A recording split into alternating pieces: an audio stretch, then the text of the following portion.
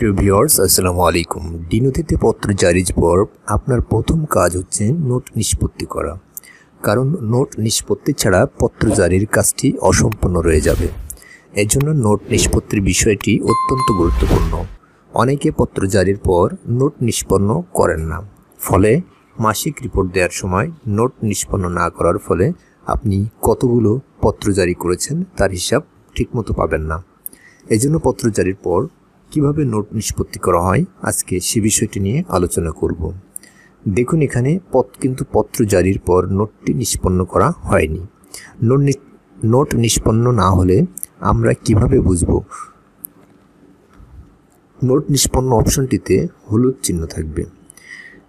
সাধারণত পত্র জারির পর যিনি নোটটি উপস্থাপন করেছেন, নিয়ন্ত্রণকারী কর্মকর্তা বা পত্র অনুমোদনকারী কর্মকর্তা, পত্র জারির পর উপস্থাপিত নোটটি তার নিকট প্রেরণ করবেন। পরবর্তীতে নোট উপস্থাপনকারী নোটটি চূড়ান্তভাবে নিষ্পন্ন করবেন। তবে এক্ষেত্রে একটি বিষয় খুবই গুরুত্বপূর্ণ, শুধুমাত্র যিনি নোট উপস্থাপন করবেন তিনি শুধুমাত্র নোট নিষ্পত্তি করতে পারবেন।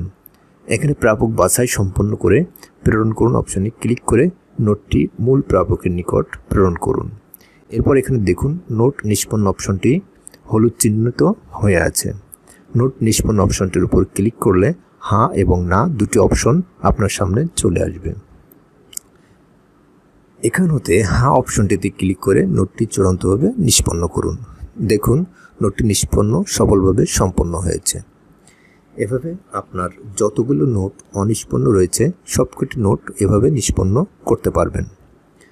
তো ভিডিওটি ভালো লাগলে অবশ্যই লাইক, কমেন্টস ও শেয়ার করবেন, এবং আমার চ্যানেলে যদি আপনি নতুন হয়ে থাকেন তাহলে অবশ্যই চ্যানেলটি সাবস্ক্রাইব করে পাশে থাকা বেল বাটনটি প্রেস করে দিবেন।